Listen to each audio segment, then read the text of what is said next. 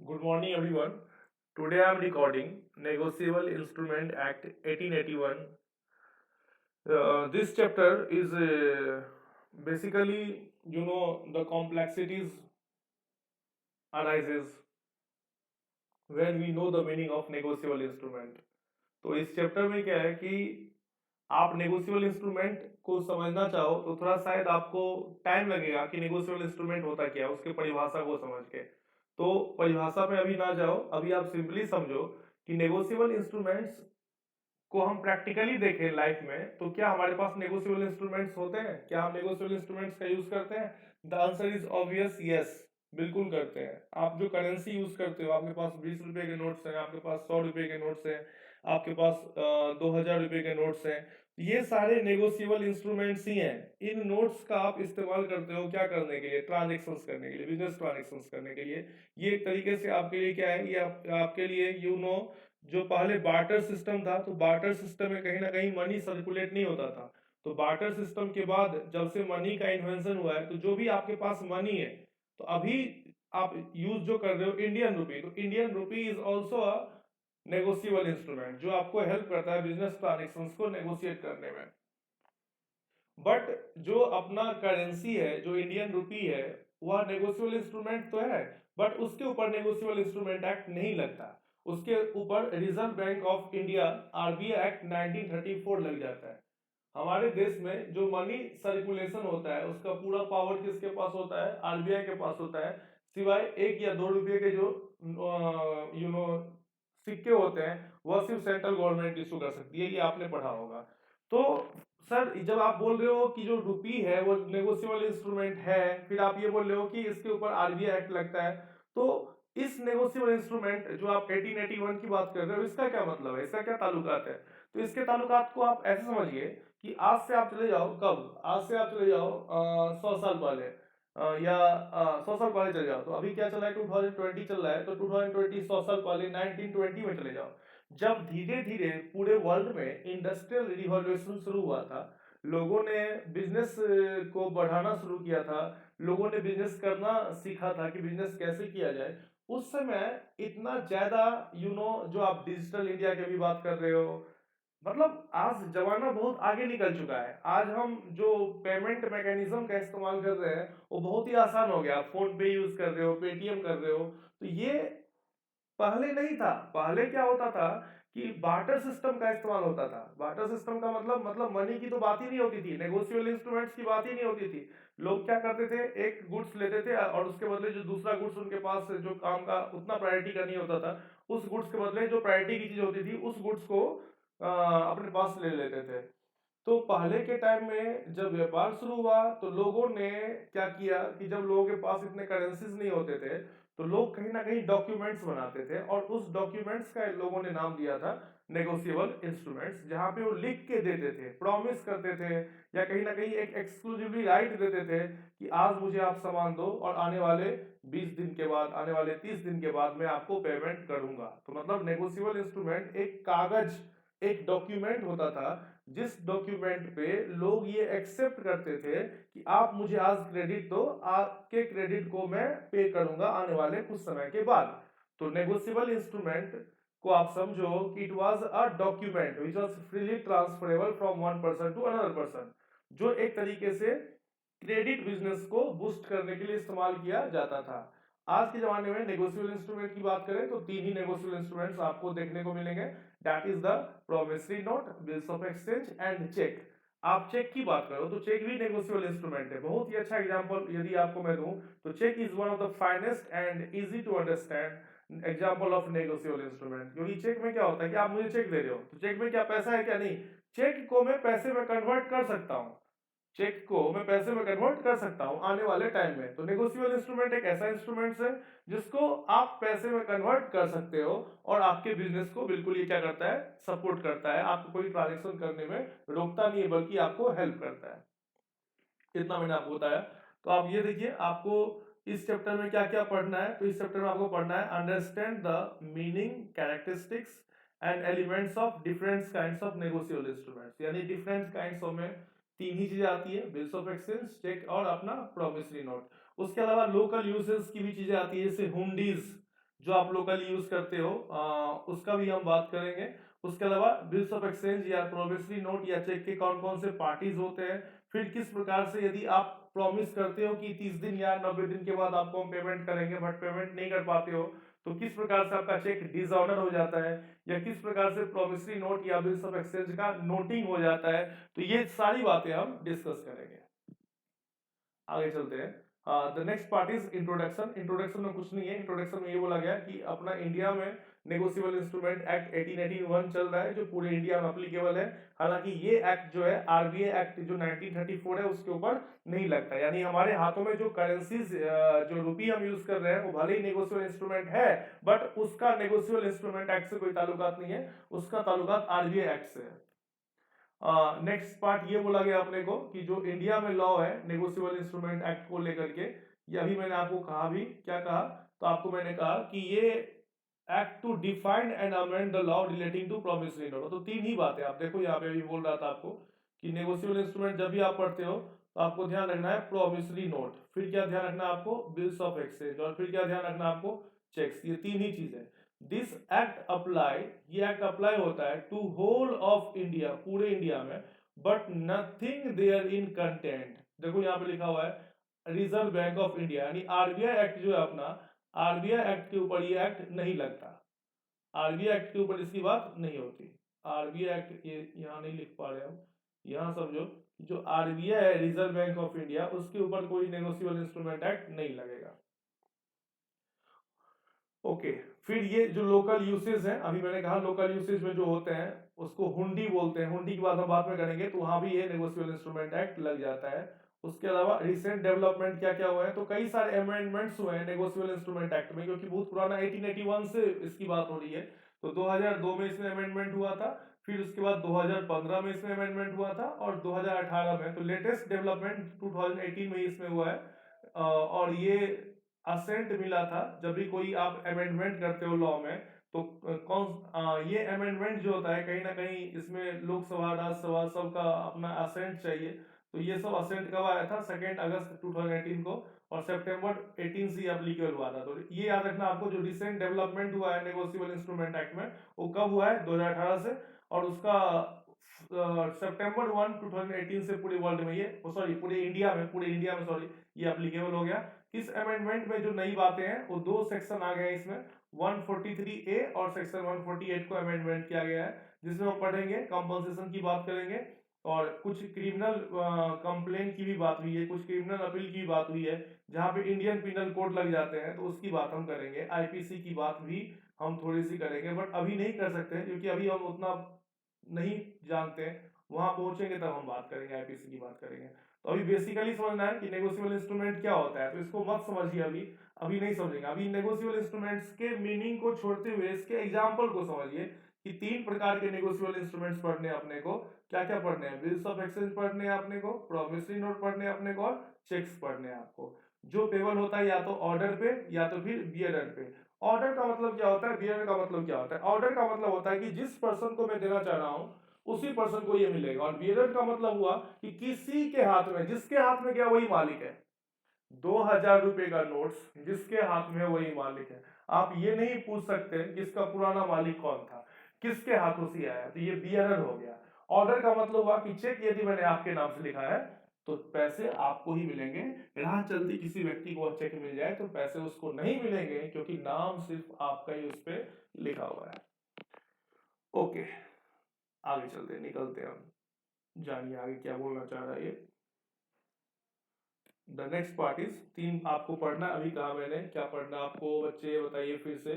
तो आपको negotiable instrument में पढ़ना है आपको promissory note, bills of exchange and cheque, इसी चीज को समझना है। और चेक तो आप भली भांति जानते होंगे, चेक तो हमारा जो बैंकिंग सिस्टम है ना, उसका बहुत ही अच्छा इन्वेंशन था चेक, जहाँ पे हम क्या करते थे, बिल्कुल लिक्विडिटी को मेंटेन कर पाते थे और कैश साथ में रखने की कोई जरूरत नहीं होती थी। बट अब आप देखो बैंक बहुत आगे निकल चुका है आजकल, तो आप समझते हो ना डिजिटल इंडिया हो गया है, तो अब चेक से भी इलेक्ट्रॉनिक पेमेंट आजकल हम ज्यादा कर रहे हैं, आने वाले टाइम में शायद चेक का उतना इस्तेमाल नहीं हो। तो कोई नहीं, इलेक्ट्रॉनिक पेमेंट की बात नहीं है यहाँ पे चेक तक की बात को सीमित किया गया है। तो नेगोशिएबल इंस्ट्रूमेंट में हम तीन चीज पढ़ेंगे, promissory note, bills of exchange and cheque. आइए थोड़ा सा जानते हैं कि नेगोशिएबल इंस्ट्रूमेंट होता क्या है। It is payable to order, मतलब आदेश पे किसी पर्सन को आप पे करते हो। इस पे लिखा रहता है कि it is express to be so payable. जैसे आप चेक पे लिखते हो कि ये चेक हम किस पर्सन को देना चाह रहे हैं, चेक से हम मिस्टर रॉय, मिस्टर चौधरी, इस classes, institute of company secretary of India, जिसको तुम पे कर रहे हो, to the secretary of company secretary of India, जिसके नाम से तुम बना रहे हो, that is the expressed. Okay, फिर हम देखते हैं यहाँ पे कि ये स्पेसिफाइड पर्सन को ये पेबल होता है और doesn't contain words prohibiting it's transfer, यानी कि ये ट्रांसफरेबल है, मतलब आगे आप किसी पर्सन को पे कर रहे हो तो वह पर्सन भी इस चेक का इस्तेमाल किसी अगले वाले पर्सन के लिए कर सकता है। तो मतलब ऑर्डर, ऑर्डर का मतलब हुआ कि या तो आपके आदेश पे या तो उसमें लिखा रहेगा, और बीरर का मतलब क्या हुआ, बीरर का मतलब हुआ कि जिस पर्सन को मिल गया वही उसका क्या है बताओ, मालिक है। ये देखो, ये एसेंशियल, मतलब आप समझ गए ना, ऑर्डर, ऑर्डर का मतलब चेक पे लिखा होगा कि किस पर्सन को आप पे कर रहे हो, और ये फ्रीली ट्रांसफरेबल है from one person to another person. और बियरर की जब बात आएगी तो बियरर का मतलब जिसके हाथ में चला गया वही उसका मालिक है। जैसे आपके हाथ में 500 रुपए का नोट्स है तो आप उसके मालिक हो। मैं ये नहीं जान सकता कि ये नोट्स तुम कहां से लाए हो, भले तुम घर से चुरा के लाए हो, बट मेरे सामने वो नोट्स उतना ही वैलिड है जितना मेरा नोट्स वैलिड है। That is the bearer. Okay, the next part is essential characteristics of negotiable instruments। क्या क्या इसके essential characteristics है? बिल्कुल सिंपल, देखो भाई, राइटिंग में होना चाहिए, सिग्नेचर होना चाहिए, सबसे जो रेलेवेंट है freely transferable from one person to another, जिसको हम बोलते हैं नेगोशिएबल। नेगोशिएबल का मतलब ही होता है freely transferable from one person to another person. तो नेगोशिएबल इंस्ट्रूमेंट का यदि ये कैरेक्टर मारा गया तो कहीं ना कहीं हम बोलेंगे कि वह नेगोशिएबल नहीं रहा।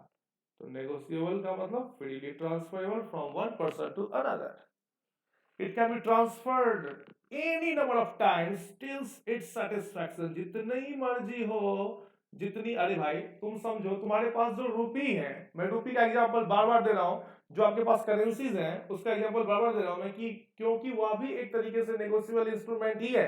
हाँ, मैं फिर से डिस्क्लेमर दे रहा कि उस नेगोशिएबल इंस्ट्रूमेंट के ऊपर भले 1881 नहीं लगता, आरबीआई लगता है, बट तुम समझो कि तुम्हारे पास जो करेंसी है, तुम जितना मर्जी चाहे तुम्हारे हाथ से उसके हाथ में, उसके हाथ से उसके हाथ में, उसके, that is the the circulation of money. पूरे मार्केट में सर्टेन इतना करोड़ रुपया है, वही करोड़ रुपया एक हाथ से दूसरे हाथ में सर्कुलेट होते रहता है।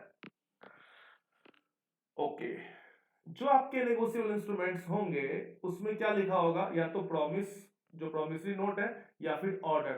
तो मैं आपको बता दूं, जब प्रॉमिस की बात आती है तो प्रॉमिस में जो आप नोट्स बनाते हो उसे हम बोलते हैं प्रॉमिसरी नोट। ओके, मैं इसको, एक सेकेंड, मैं इसको यहां से हटा दूं, यहां लिखा नहीं आ रहा। मैं आपको यहां समझाऊं कि जब भी आप बात करते हो प्रॉमिस, मतलब प्रॉमिस, जब भी आपके नेगोशिएबल इंस्ट्रूमेंट्स में प्रॉमिस लिखा हुआ है तो प्रॉमिस का मतलब हुआ ये नेगोशिएबल इंस्ट्रूमेंट्स क्या है, ये नेगोशिएबल इंस्ट्रूमेंट्स है प्रॉमिसरी नोट, जहां आप प्रॉमिस कर रहे हो कि आने वाले टाइम में आपको मैं पे करूंगा। और जब भी आपके नेगोशिएबल इंस्ट्रूमेंट्स में ऑर्डर लिखा हुआ है, आदेश, तो ऑर्डर पे क्या होता है कि दो ही प्रकार के नेगोशिएबल इंस्ट्रूमेंट्स ऑर्डर पे होंगे। तो तीन प्रकार के नेगोशिएबल इंस्ट्रूमेंट होते हैं, promissory note, bills of exchange और चेक। तो प्रॉमिसरी नोट तो यहां कवर हो गया, तो ऑर्डर में क्या आएगा, ऑर्डर में आएगा चेक।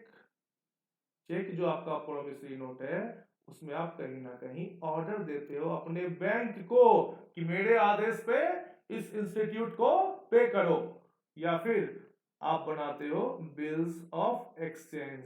तो जो बिल्स ऑफ एक्सचेंज है that is also on order instrument. वहां भी कहीं ना कहीं आप किसी पर्सन को आदेश दोगे कि मेरे आदेश पे तुम इस पर्सन को पे करो। तो यानी कि प्रॉमिसरी लिखा हुआ है, प्रॉमिस लिखा हुआ है तो प्रॉमिसरी नोट जहां प्रॉमिस करते हैं, ऑर्डर लिखा हुआ है तो चेक या फिर bills of exchange. The promise और ऑर्डर टू पे must consist of money only. अच्छा, ये भी जानना आपको कि कोई सा भी नेगोशिएबल इंस्ट्रूमेंट, नेगोशिएबल इंस्ट्रूमेंट्स कोई सा भी तुम पढ़ रहे हो तो इस नेगोशिएबल इंस्ट्रूमेंट्स में हम इसको आने वाले टाइम में किस चीज में कन्वर्ट करेंगे, फाइनली इससे क्या निकलने वाला है, तो इससे हम निकालेंगे मनी। इससे हम फर्नीचर नहीं निकालेंगे, कि मेरे आदेश पे तुम मेरे घर पे फर्नीचर पहुंचा दो, ऐसा नहीं बच्चे। जब भी आप पढ़ रहे हो नेगोशिएबल इंस्ट्रूमेंट्स, तो इससे जो निकलने वाली चीजें हैं वो क्या है बताओ, क्या निकलने वाला है? इससे मनी निकलने वाला है, मनी मनी, यानी कि आप मनी पेमेंट का ही आदेश करोगे, किसी और चीज का ये आदेश नहीं दे सकते। आप ये आदेश नहीं दे सकते हैं कि मेरे घर पे तुम प्रिंटर पहुंचा दो, मैं आदेश दे रहा, तो ये नहीं। प्रॉमिसरी नोट या बिल्स ऑफ एक्सचेंज या चेक के थ्रू आप जिसके ऊपर लिखते हो उनके मतलब बैंक को क्या आदेश देते हो कि मेरे बदले में आप इंस्टीट्यूट को पेमेंट करें, तो बैंक आपके पैसे को ही डिडक्ट करेगा या आपके पैसे को ही एक जगह से दूसरी जगह ट्रांसफर करेगा। तो negotiable instrument is basically used to transfer the money. Okay, next part चलते हैं। हाँ, यदि यदि आपने अभी तक मेरे चैनल सब्सक्राइब नहीं कर रखे हैं तो प्लीज सब्सक्राइब करें, और कोई आपके डाउट्स आते हैं तो आप बिल्कुल कमेंट्स करें उसके ऊपर, मैं उसका आंसर दूंगा आप लोगों को। यस, प्रीजम्पशंस। जब भी आप पढ़ते हो नेगोशिएबल इंस्ट्रूमेंट्स तो कुछ बातें आपको प्रीज्यूम करनी है। प्रीज्यूम ये करनी है कि जब भी आप नेगोशिएबल इंस्ट्रूमेंट्स की बात करोगे तो कॉन्ट्रैक्ट है, और उस कॉन्ट्रैक्ट में क्या बताओ, कंसिडरेशन है। हमारे पास क्या होता है, कॉन्ट्रैक्ट, और उस कॉन्ट्रैक्ट में क्या है, कंसीडरेशन। तो उसी कंसीडरेशन को देने के लिए हम क्या यूज कर रहे हैं, नेगोशिएबल इंस्ट्रूमेंट का इस्तेमाल कर रहे हैं। फिर कहीं ना कहीं इसमें डेट लिखा होगा कि कितने दिन के बाद आप पे करोगे।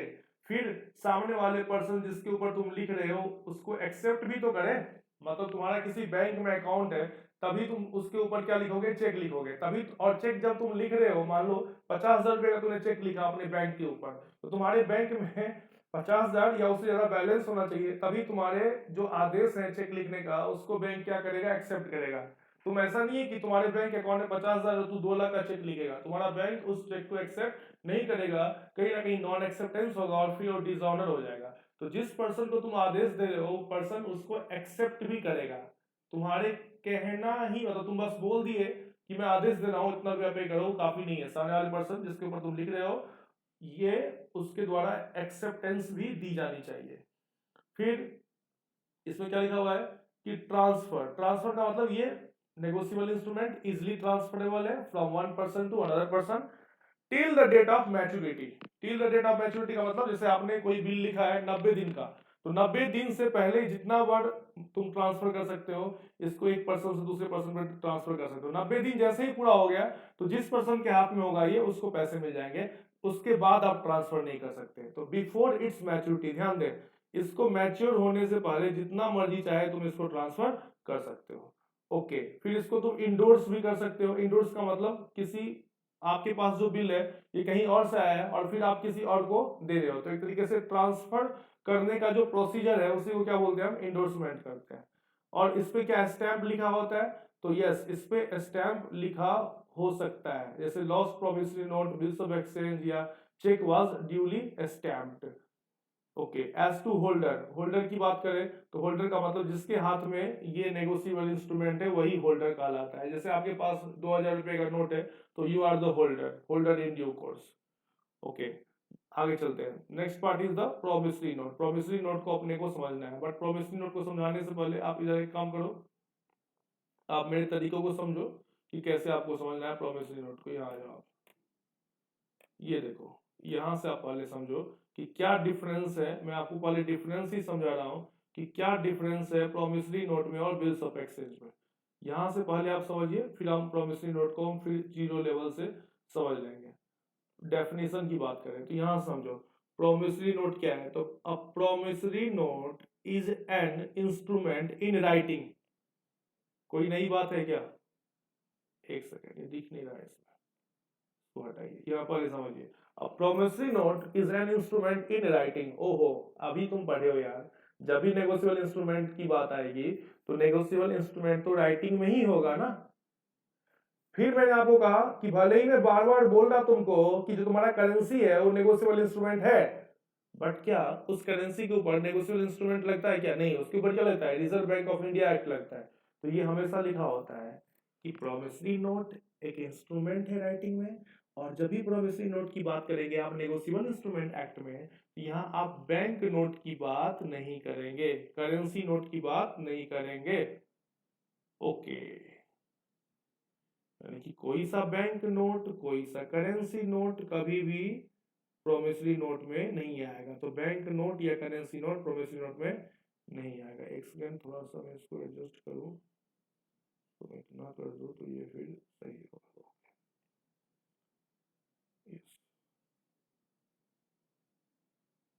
कोई सा भी क्या होता, फिर से बताओ, बैंक नोट या फिर कोई सा भी करेंसी नोट आपके प्रोमिसरी नोट में नहीं आता है।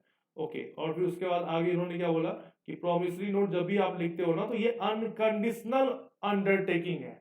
अंडरटेकिंग का मतलब लायबिलिटी, अनकंडीशनल अंडरटेकिंग का मतलब क्या हुआ, लायबिलिटी हुआ। लायबिलिटी का मतलब आप प्रॉमिस कर रहे हो कि कुछ दिनों के बाद, मतलब 10 दिनों बाद या 20 दिनों के बाद मैं आपको पेमेंट करूंगा।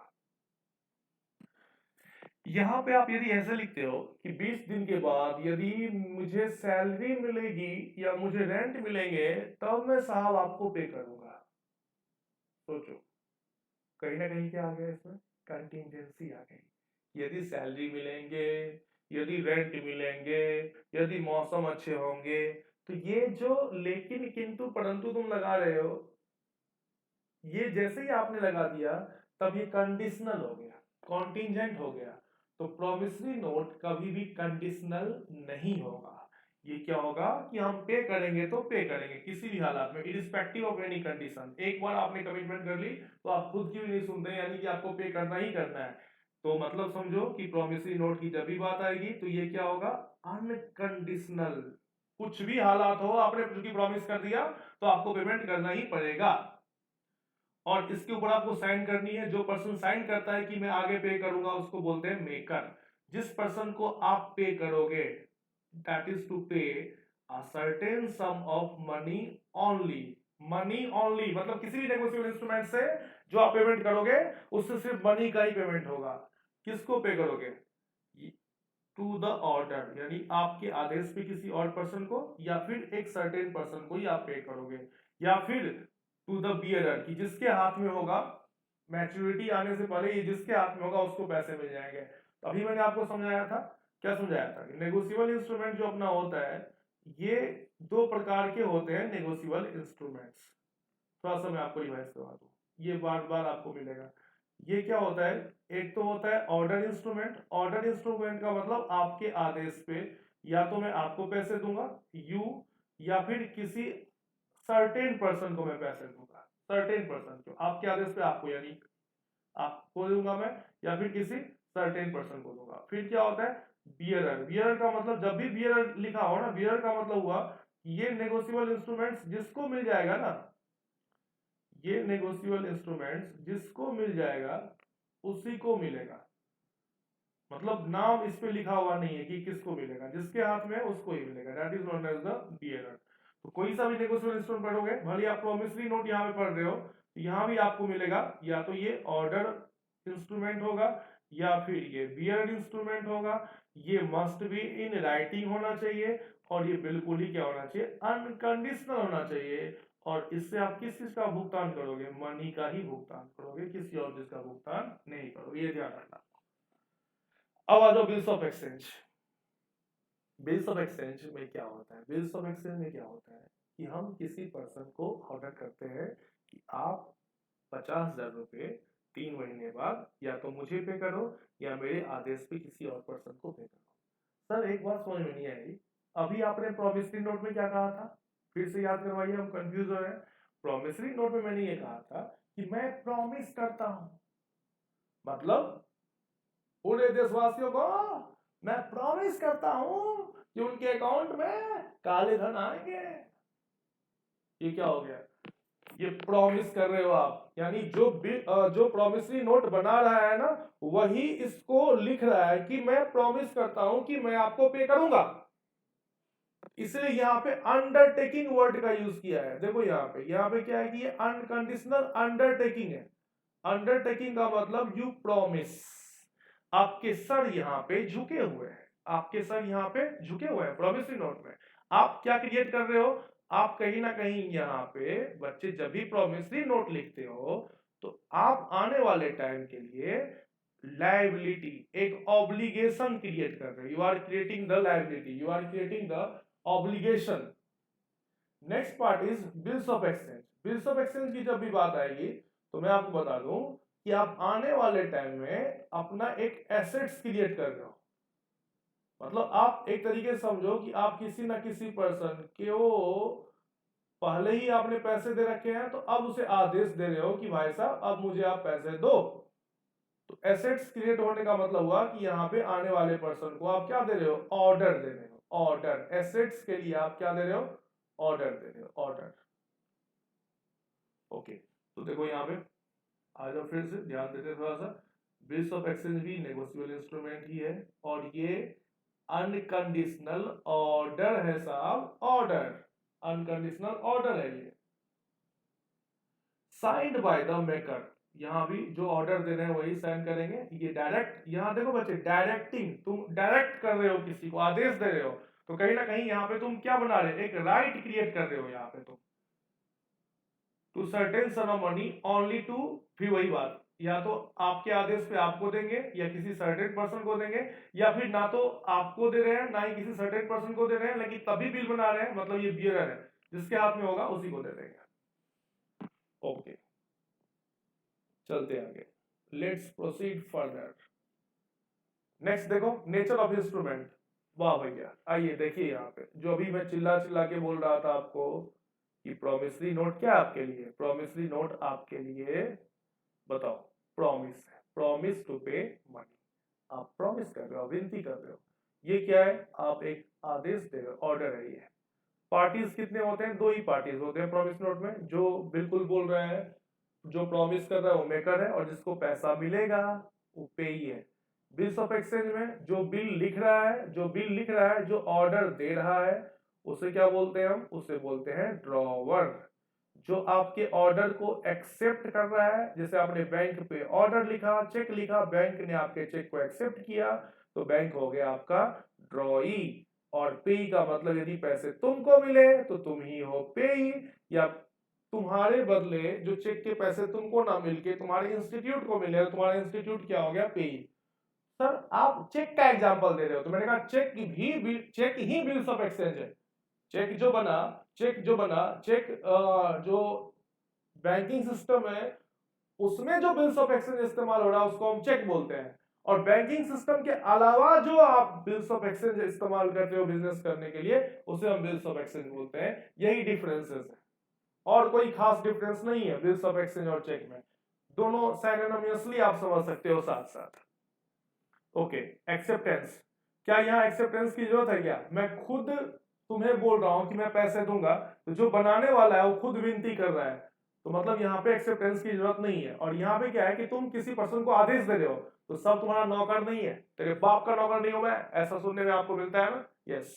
मतलब जिस पर्सन को तुम आदेश दे रहे हो वह पर्सन तुम्हारे आदेश को जब तक एक्सेप्ट नहीं करेगा तब तक बिल्स ऑफ एक्सचेंज की बात नहीं होगी। यानी कि यहाँ पे एक्सेप्टेंस का होना जरूरी है, यहाँ पे एक्सेप्टेंस का होना जरूरी नहीं है। Okay, payable to bearer, yes, a promissory note cannot be made payable to bearer, क्योंकि यहां पे इसलिए लिखा हुआ है, बता दूं मैं आपको, कि जो आपका करेंसी है ना, करेंसी जो आपके हाथों में नोट्स है ना, उसको आज ध्यान से पढ़ना। तो उस नोट्स पे लिखा हुआ है कि मैं धारक को, मतलब अंग्रेजी में पढ़ना, तो I promise to pay the value inherent in the money to the people of India. यानी कि आपका जो 20 रुपए का नोट है या 10 रुपए का नोट उसमें पढ़ेगा ना, तो वो प्रॉमिसरी नोट है, और वो क्या है ना कि जिसके हाथ में गया वो, मतलब दैट इज अ करेंसी। मतलब मैं आपको बोलूं कि कोई सा भी प्रॉमिसरी नोट जो बियरर को पेबल है ना, मतलब जिसके हाथ में गया वही उसका मालिक हो गया, वो करेंसी है, और करेंसी के ऊपर आरबीआई एक्ट लगता है। इसीलिए पहले ही बोल दिया मैंने आपको कि मतलब काफी कंफ्यूजन सा महसूस होता है। तो आप ये समझो कि प्रॉमिसरी नोट के दो एग्जाम्पल, एक बियरर वाला प्रॉमिसरी नोट और एक ऑर्डर वाला प्रॉमिसरी नोट। जो बियरर वाला प्रॉमिसरी नोट है वो आपका करेंसी है, और जैसे करेंसी का एग्जांपल ले लिया मैंने प्रॉमिसरी नोट में, तो उसके ऊपर आरबीआई का एक्ट लग जाएगा। तो ऐसा प्रॉमिसरी नोट जहां पे आप बोलते हो कि मैं प्रॉमिस करता हूं कि मैं आपको पे करूंगा 20 दिन के बाद, वह फिर नेगोशिएबल इंस्ट्रूमेंट एक्ट में कवर्ड होगा। और ऐसा प्रॉमिसरी नोट जहां पे ये लिखते हो कि मैं 20 रुपया जिसके हाथ में चला गया उसी को मिल जाऊंगा, तो ये सिर्फ ऐसा आरबीआई बोल सकता है, आप पैसे छाप नहीं सकते। इसलिए प्रॉमिसरी नोट कभी भी पेबल टू बियरर नहीं होगा, क्योंकि ये क्या कहलाता है, ये इसका अधिकार सिर्फ और सिर्फ किसके पास है, इसका अधिकार सिर्फ और सिर्फ आर बी आई के पास ही है, ये आप याद रखना। ओके, बिल्स ऑफ एक्सचेंज क्या होगा, ये अपना ऑर्डर भी होगा और ये अपना बियरर भी होगा, कोई दिक्कत नहीं है। Next part is cheque. Okay, cheque को समझते हैं, तो चेक को पहले ऐसे समझते हैं, देखिए मेरे साथ साथ कि कैसे समझते हैं चेक। चेक देखो, चेक इलेक्ट्रॉनिक फॉर्म में भी होता है, चेक के कई टाइप्स होते हैं। चेक खुद समझो कि पार्टीज टू चेक कौन कौन से होते हैं, थोड़ा यहाँ समझो आप कि पार्टीज टू चेक कौन कौन से होते हैं। तो पार्टीज टू चेक ड्रॉवर होते हैं, फिर कौन होते हैं, ड्रॉई होते हैं। जो चेक लिखता है उसे ड्रॉवर बोलते हैं। जो चेक जिसके ऊपर लिखते हो तुम, अपने बैंक के ऊपर लिखते हो, तो ड्रॉई इज ऑलवेज बैंकर। देखो मैं बोल रहा हूँ ना, ड्रॉई इज ऑलवेज बैंकर। और यदि ड्रॉई बैंकर नहीं है, ड्रॉई कोई और पर्सन है, ड्रॉई कोई और पर्सन है, तो फिर उसको चेक नहीं बोलेंगे, उसे हम क्या बोलेंगे, उसे हम बोलेंगे बिल्स ऑफ एक्सचेंज। मैं फिर से बताऊं आपको कि जो आप पढ़ रहे हो ना, आप जो पढ़ रहे हो बिल्स ऑफ एक्सचेंज, तो ये बिल्स ऑफ एक्सचेंज जो होता है ये दो प्रकार का होता है। एक तो ये जिसके ऊपर तुम लिख रहे हो, यदि वो क्या है बताओ, यदि वो बैंक है तो फिर वह क्या हो गया, यदि वो बैंक है तो फिर वह हो गया चेक। समझो बात को, कैसे मैं इसको यहाँ पे देखो, मेरे पास जगह नहीं है, मैं समझा दूं आपको कि कोई सा भी बिल्स ऑफ एक्सचेंज यदि तुम बैंक के ऊपर लिख रहे हो तो चेक हो गया, और बैंक के अलावा किसी और पे लिख रहे हो तो फिर वो बिल्स ऑफ एक्सचेंज हो गया। तो चेक और बिल्स ऑफ एक्सचेंज दोनों एक ही चीज है।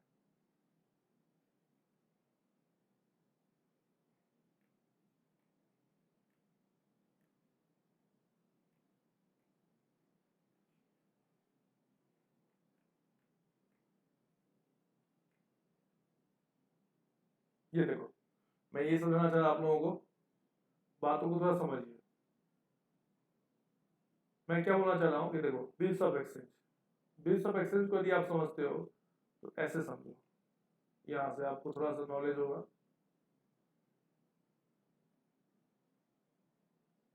Specimen of bills of exchange का एक format.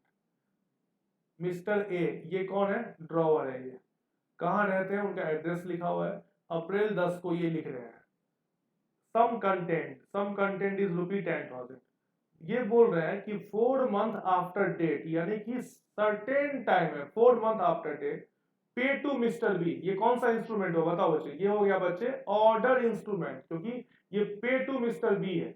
A some of ₹10,000 for value received, मतलब जो वैल्यू मुझे मिलेगा या मिल चुका है उसके बदले 10,000 रुपए टू मिस्टर सी। अच्छा, टू मिस्टर सी, ध्यान दो, ये जो लिखा है यहाँ पे, ये क्या बोल रहा है, टू मिस्टर सी। मिस्टर सी का मतलब हुआ एक आम आदमी, यानी ड्रॉई है। तो जैसे ही मिस्टर सी हो गया तो ये बिल्स ऑफ एक्सचेंज हो गया।